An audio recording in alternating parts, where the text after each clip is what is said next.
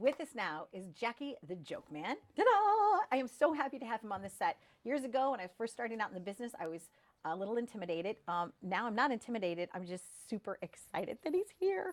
Hello. Hello, it is very nice to be here. I've known you a long time, and I'm glad I finally got to do this. Thank you. We got to recently see each other on the set of Ebenezer. Tell us about that role.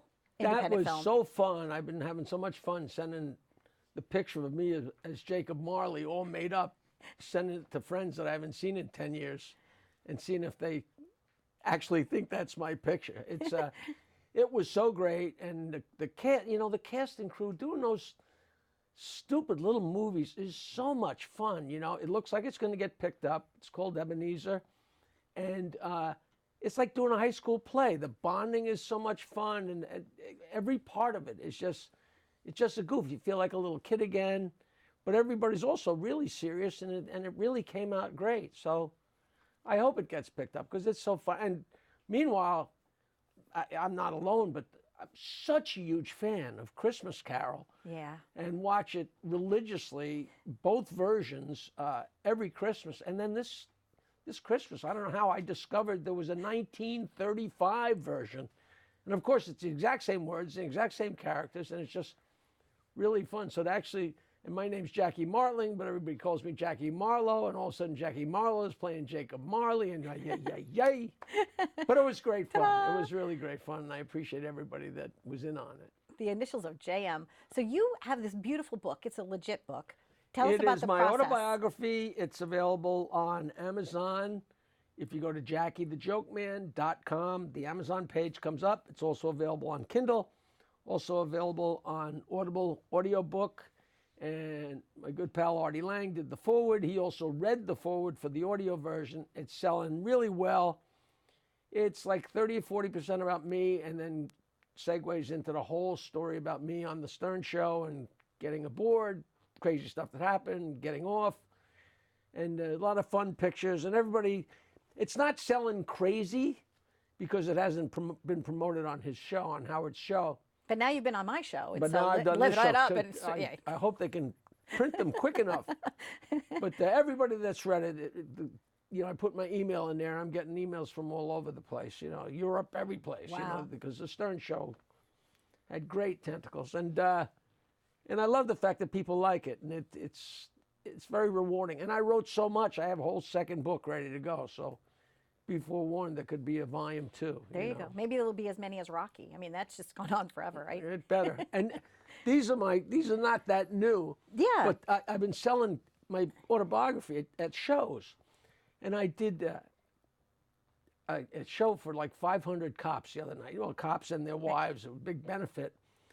And I sold so many of my autobiographies, but I have 6 different CDs of really, really great jokes. They're really off-color, 99.9% of them are filthy jokes. 6 CDs, but the most I sell are the kids' CDs. The yellow CD is really, really innocent, knock-knock chicken jokes. Right. And the green one, there's no sex and no dirty words, but it's boogers and snot and what kids go nuts for. And everybody buys those. The hell with Jackie's dirty jokes. And they bring these home to their kids. And I get emails from people saying, geez, we listened to that stupid kids CD on the way home. We almost drove off the road. Because a joke is a joke, Yeah. And I think people want to reminisce about the times, too, when they had that innocent sense of humor, like that childlike humor. I never outgrew it. Yeah, and nor should we ever. When you were coming up as a child, who did you first perform for? Was it your grandparents? Like, was it on the street corner? Like, I grew up in a very crazy family. Everybody in my family is funnier than me. They are all a little too smart, a little too brilliant, a little too crazy. Like it was a tough kitchen table. I mean, tough in a good way. It was really funny. But I got plucked out of 3rd grade. It was funny, I was sitting in 3rd grade, and the principal was big, barrel house of a woman, Mrs. Fox, who was like the exact person you'd picture in a grammar school in 1950, And she came to the door and said, I need to see Jackie Martling. And I'm like, holy Christmas, I'm in 3rd grade. What could I have done? I want you to be in the school play. And I played Peter Cratchit in Christmas Carol. And that was my first thing. I still think of Mrs. Fox when I'm on stage Talk to the clock. Don't talk to the audience. Talk to. Shut up, Mrs. Fox. She's been dead for a century. You know. But she's still part of your life because you still reminisce about that. And like, how interesting, right? Now to play Marley. So, it's just such a, wah, wah, wah. And in the book, I go on and on about how people, after you get famous and they interview you, they want to know where you heard your first joke and why you tell jokes and the whole thing. And that was third grade too. I had a cousin who told a dirty joke to me and my friends, and it must have clicked with me, and that just stayed with me all these years. And you asked yes. about people's birthdays, and Yes. I told you I had something to tell you I that I did. wasn't thrilled about. Okay. Wednesday, Yes. a week from Wednesday rather, Valentine's Day, I turned 70. Oh, Jackie. People say, "Oh, happy 70th birthday." I said, "That's an oxymoron." There's nothing happy about turning 70.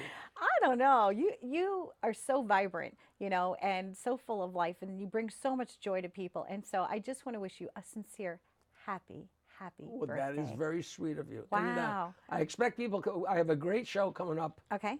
on March 31st. There's a place called Studio Theater in Lindenhurst. And right now there's a play going on with my friend Larry. Larry Eisner's in a play. I forget the name of it. Damn it. But the owner of the theater is directing it. It's a great little theater upstairs in Lindenhurst. And it's a tiny little theater. There's only like 200 seats, but the people are right there. Wow. And there's nothing like doing comedy when the people are right there, like you can smack them if they don't laugh. You know? And so that's Saturday, March 31st, and then they're making a video. They're making a documentary about me. Oh, wow. And so we're taping that show just because it'll be my first show that's taped in my 7th decade or whatever. I'm coming up on 40 years as a stand-up comic. You know, and 40 years. you're not bored of it though yet. So Yeah, you know, hey. what else would you do, right? When I became a comedian in 1979, some of the jokes I was telling I had already been telling for 30 years, so it didn't matter, you know. It's just fun. Yeah, it's. People say, "Are you ever going to retire?" And it's like, there's no retiring. George Burns said he retired at 15. He went into show business. You don't work, but you just work twice as hard as anybody you know. It's very strange, you know. Yeah, it's a process, right? Every day waking up and, getting that next gig, getting to the gig on time and being ready to, like you said, engage Dealing with the with the club audience, owners right? and the It's a owners lot. and It's a business.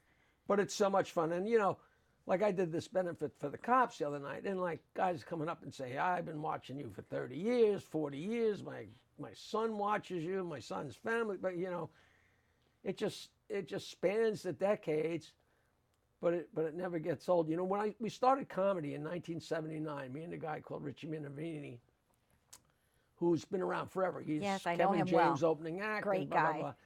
And Richard M. Dixon would not pay us at Richard M. Dixon's White House Inn, so we started our own show in a little restaurant on the corner of 110 and Main Street in Huntington called Cinnamon.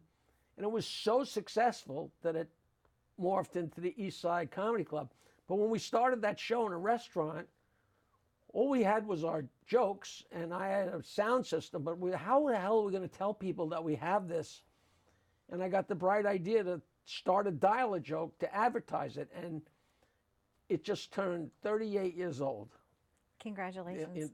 This month. It was like 516-922-WINE, dirty jokes on the phone for 38 years. It's done Wow. so much to promote me.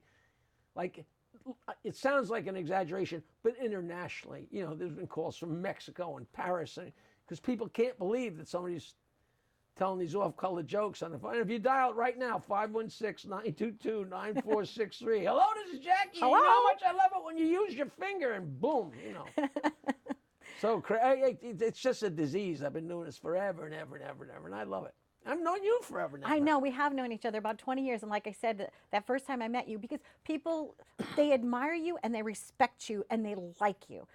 People, no matter what your challenges are in life. And one of the things that I like about this show is that we're all on a journey. Not every day is roses. Sometimes we make mistakes. Sometimes you got to pick yourself up, brush yourself off, and do it again. I like that about you, though, Jackie, is that no matter over the course of years that I've known you, I've seen you go through so much in life. And you use your comedy now, like you said, to do different charity events. People enjoy that. And you have a place in people's heart, and It's we funny, need you. This guy named Dave Fisher had me come to the Christmas party for the retired policeman of Nassau County. And I'm like, what the hell do they want with me? And I went there. I must have sold 50 books. And they all had a story about me. Either they'd seen me at the East Side Comedy Club, or they had arrested me, or they had busted me. It's like right across the board. But yeah, it's fun. I'm a Long Island guy. My family's been here forever, and I just love it. I live on the water in Bayville, and it's just heaven. It's heaven. And you're in a really good place now. And I thank you for joining us. I've invited you a couple of times to be on the show, and I know that you're working all the time. So thank you for making today possible. I'm thrilled to be here. Excellent. And all your gigs, we're going to be like lining them up so that people can come and see you. If you like jokes, I tweet a joke every day at 4:20 p.m. International Marijuana Time. And my Twitter is at Jackie Martling. And once again, 516-9221 is my joke. Jokeland.com is my web address. And I guarantee you'll enjoy my book. And here's something a little special for you right there. Oh! It's the backside of the book, if you know what I mean. Yes. But you have to buy the book. Thanks for watching Live It Up. Jackie, woo, living it up. Thank This you, is great. sweetie pie. Thank you so much. Yay!